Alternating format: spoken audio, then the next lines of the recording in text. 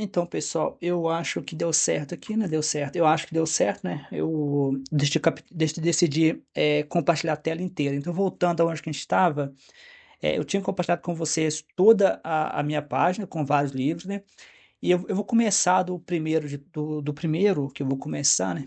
O primeiro deles é a Revolução Ateísta. A Revolução Ateísta é o meu livro mais recente, né? Ele é um livro que nasce de um amadurecimento, né? Eu sempre me considerei agnóstico barra pateísta, ou seja, eu não tinha interesse em falar de religião, eu não tinha interesse em me envolver com religião, ou seja, eu geralmente eu respondia às perguntas clássicas, né, no sentido de que é, Deus não, você não pode provar ou desprovar Deus. Essas são respostas que geralmente a gente dá quando a gente não quer se envolver. Só que religião é uma coisa que faz parte das nossas vidas, especialmente no Brasil, que é um país extremamente cristão, está envolvido na política, está envolvida muitas vezes as pessoas tendem a subestimar o papel da religião na sociedade brasileira. Exatamente essa questão de subestimar o papel da religião na sociedade brasileira é que muitas vezes muitas vezes a gente acaba não tendo, é, então muitas vezes é, essa coisa de subestimar, né, o papel da religião na sociedade brasileira faz com que muitas vezes a gente não olhe a religião do ponto de vista que deve ser olhado. Por exemplo, depois que eu escrevi esse livro, Revolução Ateísta, que é um processo que a escrita de um livro é um processo longo, é um processo trabalhoso, é um processo que leva tempo, reflexão. Depois que eu escrevi esse livro, eu sempre que eu vejo alguma coisa assim no jornal, por exemplo, da cultura que eu assisto, não assisto somente o Jornal da Cultura, eu sempre vejo, eu sempre fico sempre vem à minha cabeça aquele conhecimento que foi acumulado durante a escrita do livro, de ver que a religião, ela tá, especialmente o cristianismo mais especificamente, né, os países cristãos como o Brasil e Estados Unidos, ele está totalmente correlacionado com as decisões políticas. No caso do Donald Trump, por exemplo, muito que o Trump está fazendo agora, que a gente vai acompanhando nos jornais, tem a ver com algo que os ateístas americanos, eu acompanho esse podcast ateísta americano, ele já vem falando há bastante tempo. O, a briga de Donald Trump com Harvard, né, com a Universidade de Harvard, né, que é uma das melhores universidades do mundo, cortou recursos, não sei se retornou, eu não acompanhei toda a questão, mas aquilo, a desculpa dele, eu não lembro da desculpa dele, mas foi uma desculpa esfarrapada, mas no fundo é uma ideia do cristianismo, que é anti-ciência, anti-intelectualismo. Isso tem a ver com o movimento evangélico extremamente forte nos Estados Unidos. Os Estados Unidos é um país que foi fundado por um movimento protestante, né, diferente do Brasil, que é um país que é fundado por movimentos católicos. Os americanos foram fundado por movimentos evangélicos, né? E esse movimento vem ao Brasil através de algumas pessoas, isso é bem documentado. Isso vem ao Brasil através de através isso vem ao Brasil através de o televangelismo que eles falam. E no Brasil fica bastante evidente, né? Quando você compara as agendas, geralmente que aparecem na bancada evangélica, em todos os movimentos políticos brasileiros, é incrível a similaridade entre as agendas, né? Especialmente agora com o movimento, por exemplo, eu estava vendo um dos estudos que eu fiz, estava estudando, nos Estados Unidos tem em torno de 40% de criacionistas, que são pessoas que acreditam na Bíblia literalmente, que o mundo foi criado literalmente e tem forte resistência contra a teoria da evolução, que é uma teoria científica, né? No Brasil, esse número também é em torno de 35%. Se você compara com outros países como o Japão, por exemplo, só tem 2% de criacionistas, e até os países europeus têm um número bastante extremamente baixo. Você vê um padrão, né? O Brasil que teve eu gosto de falar, eu gosto de mencionar que o Brasil teve uma segunda colonização, né? O Brasil foi primeiro colonizado pela Igreja Católica, ou seja, por movimentos católicos, né, que vinham junto com as cruzadas, mas teve um segundo momento que foi o capitalismo americano, que veio para o Brasil e junto com os capitalismo veio uma nova forma que é os evangélicos, que vieram através do televangelismo, que foi um movimento iniciado nos Estados Unidos, né? E, E é bastante interessante quando você observa isso, né? Que é como se o Brasil tivesse sido colonizado duas vezes, né? Esse tipo de discussão eu faço no livro, A Revolução Ateísta, porque o ateísmo não é um movimento isolado, né? Existe uma certa resistência, às vezes, em ver o ateísmo como um movimento aberto, um movimento grande. É, o ateísmo, eu até faço isso no livro, na Revolução Ateísta. Eu começo com a Madeleine O'Hara, que foi uma ateísta americana muito famosa. Então eu vou evoluindo, né? Eu vou traçando, né? Mostrando que o que a Madeleine O'Hara é, é, falava na época que ela estava viva, como ateísta americana ativista, é diferente do que os ateístas americanos estão fazendo agora, até mesmo os ateístas. O ateísmo no Brasil ainda é muito primitivo, em torno de 1% de ateístas brasileiros. Então, é algo extremamente ainda primitivo, né, no Brasil. No Brasil, é algo extremamente novo, né, algo extremamente assim. Não existe um movimento ateísta brasileiro ainda forte. Existem inúmeros grupos surgindo agora, eu achei muito legal isso, né, tem vários grupos surgindo, mas esses movimentos ainda não são tão fortes quanto os movimentos americanos. E isso não é uma crítica a esses movimentos, né? Eu acho que eles estão fazendo a coisa certa, mas nós ainda temos muito que andar para a gente conseguir ainda ter um país que tenha um. Você vê até as lutas nas cortes, né? Na corte americana, por exemplo, eles venceram inúmeras batalhas, né? Eles venceram a batalha. Eu estava vendo recentemente o Danny Barker, que é um ex-pastor aí, que agora um dos presidentes da Fundação Free From Religion. Eu vejo muitos os debates dele, ele comentando assim, de várias lutas na corte americana, algumas que eles perderam, mas muitas eles ganharam, né? Eu já vi, acompanhei algumas que eles ganharam. Tem também a questão a questão da.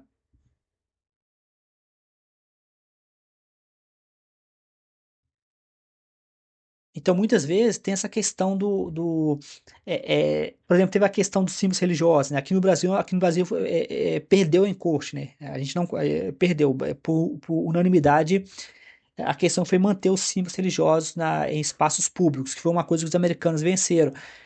Tem a questão também das orações nas escolas, né? Apesar de que o Brasil, em termos de corte, ele não, ele teve o caso da Suprema Corte que é, decidiu, decidiu contra, decidiu contra decidiu contra a questão de você ter as Bíblias nas escolas, né, que havia um projeto de lei que eles queriam passar, que aparentemente eles iam obrigar a ter Bíblias em todas as escolas, com caso de multa. Isso acho que foi no Rio de Janeiro. Nesse caso, a Suprema Corte foi contra, né? Porque eles violam o Estado laico. Mas de outro lado, a Suprema Corte foi a favor de você ter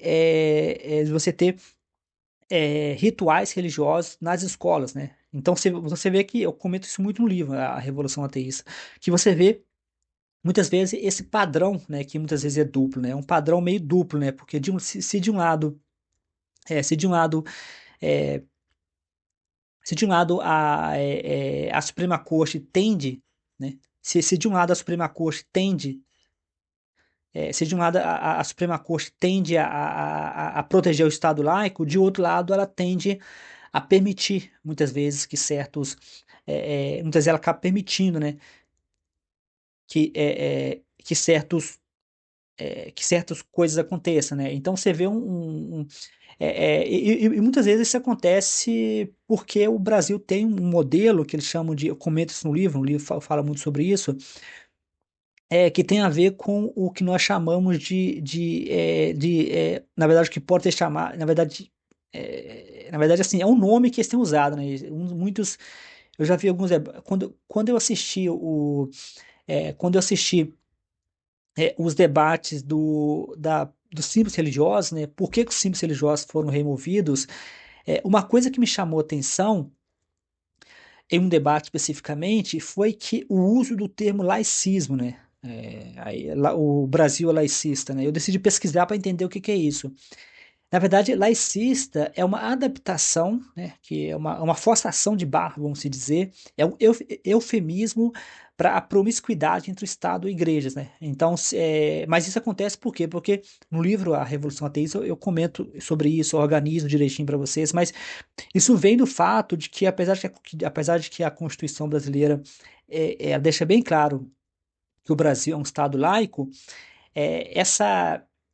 essa laicidade que aparece, ela vem cheia de exceções, né? Por exemplo, a Constituição brasileira tem uma cláusula que diz que o Estado ele pode financiar ou até pode dar recursos a igrejas, a instituições religiosas, desde que for de interesse público, né? Essa palavra de interesse público, ela abre um espaço enorme, né? Nós tivemos o caso do Lula fazendo um acordo com o Vaticano, né, que foi o Acordo de Santa Sé, né? O Acordo de Santa Sé, por exemplo, foi um exemplo, eu diria até bizarro, né? De que isso foi antes do bolsonarismo, né? Eu até chutaria que isso teve alguma.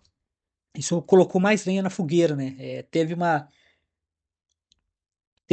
promotora, eu acho que eu comento isso no livro sobre ela, eu comento sobre ela no livro, no qual ela deu uma. Antes da votação dos símbolos religiosos, ela falou sobre a votação e, e, e eu achei muito legal a forma como ela falou, né? Ela falou o seguinte, da seguinte forma, que a Suprema Corte brasileira não deveria colocar mais lenha na fogueira, né? Porque já existe uma politização, já existe uma politização muito forte, né, em cima do assunto. Então, o Estado brasileiro, ele não deveria, né, vamos dizer assim, colocar mais lenha na fogueira, né? Porque a partir do momento que permite os símbolos religiosos, isso é uma zona isso é uma zona de conflito, né? Isso é uma zona de conflito. Então, ela falou exatamente isso, né? Ela falou que os filmes religiosos deveriam, era uma promotora, né? Os filmes religiosos deveriam ser removidos e o Estado não deveria, onde assim, entrar nesse conflito, né? O Estado não deveria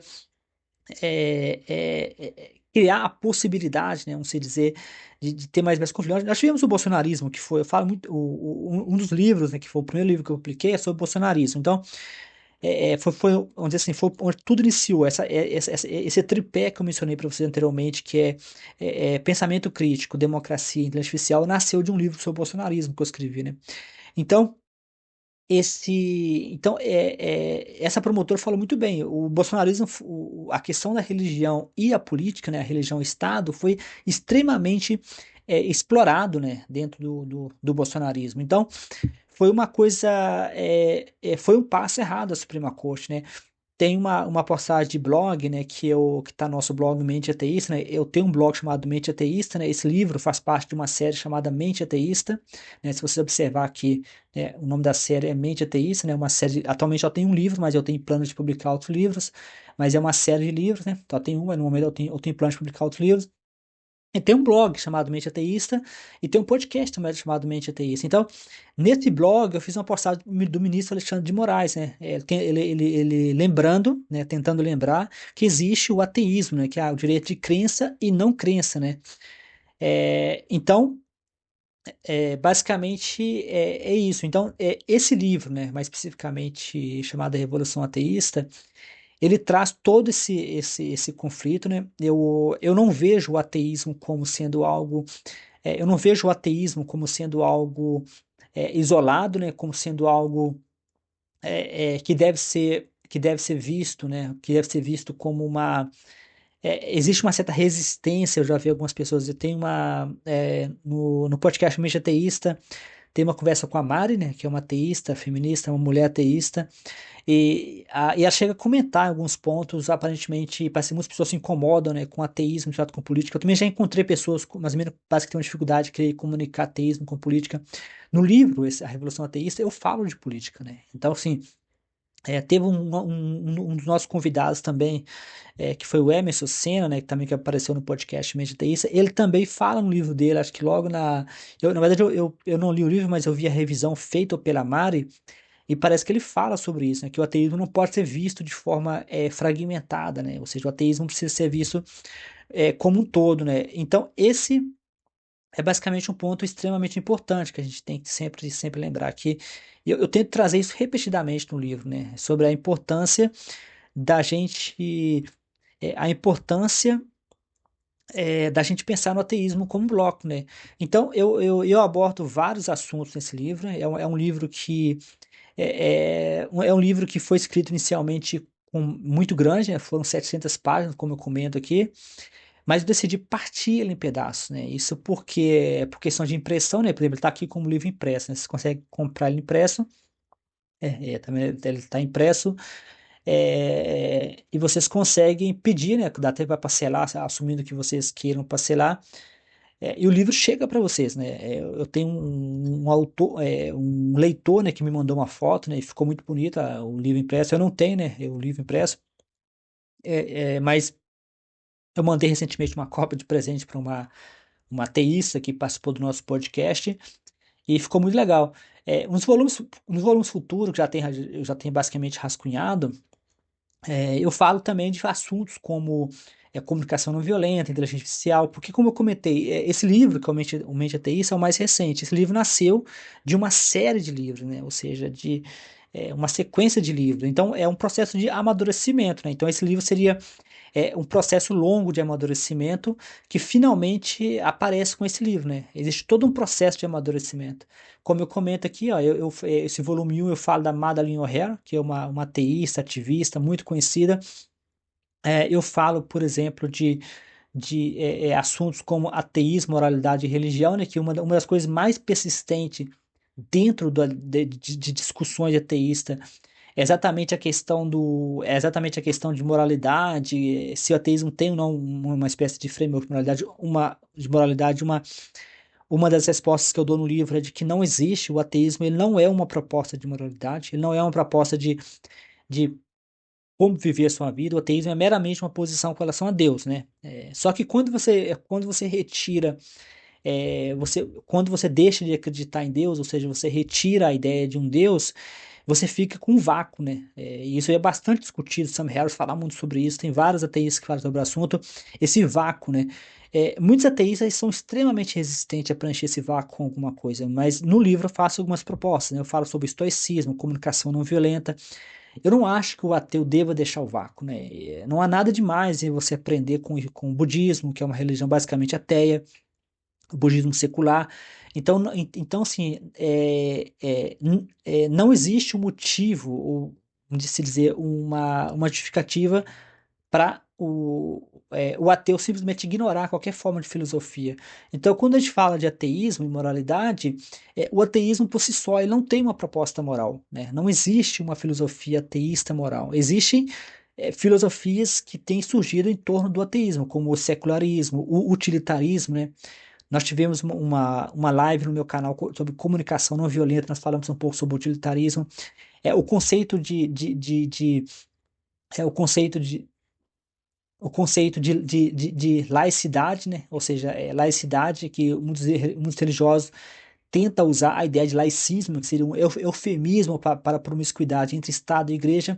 A questão dos símbolos religiosos, que eu já mencionei para vocês anteriormente, eu falo isso também no livro. Eu acho importante que eu tentei colocar no livro tudo aquilo que eu tenho acompanhado, né? Para que um ateu desinformado, como era eu no início, né? Quando eu comecei a me interessar por ateísmo, eu não sabia nada de ateísmo. Então, quando eu vejo quando eu vejo é como se fosse um livro para mim no passado, né? Ou seja, o processo de escrita de um livro é um processo de amadurecimento, né?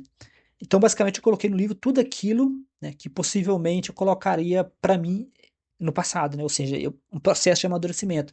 Então, uma questão que eu vi que está muito forte no Brasil é a questão dos símbolos religiosos em repartições públicas, né? O Daniel Souto-Maior, que eu comento no livro também, tentou atacar o assunto. Como eu comentei, nos Estados Unidos houve uma vitória dos americanos, dos ateístas americanos, mas no Brasil nem tanto, né? Então, apesar de que a parte da comunicação não violenta, inteligência artificial, estoicismo, né, budismo, utilitarismo, só aparecem nos volumes que ainda não foram publicados, mas eu comento, né, eu vou falando, eu vou comentando, que esse livro seria a introdução para essa sequência de livros, né? É, então, basicamente é isso, né? Inicialmente, eu tinha a minha ideia inicial era de falar de todos os meus livros em um único vídeo, né? Só que quando eu comecei a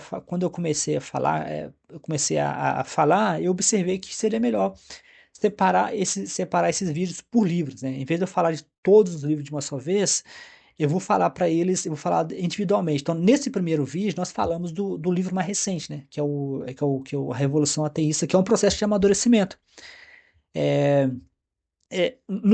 Nos próximos vídeos, eu pretendo trazer para vocês a continuação, né?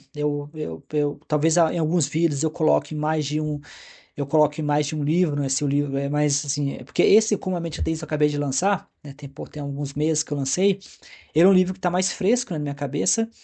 E eu gosto sempre de lembrar que ele está em formato também de audiolivro, né? Audiolivro, vocês vão encontrar. Eu vou colocar para vocês vou colocar para vocês na descrição o link para todas as plataformas, né? Esse especificamente está numa plataforma nova, né? Que eu nunca tinha, o Combo, né? Que é uma plataforma que eu nunca havia usado, mas eu estou aumentando, né, a base de plataformas onde que eles ficam disponíveis. Então, pessoal, eu fico por aqui. Um abração a todos e bons estudos.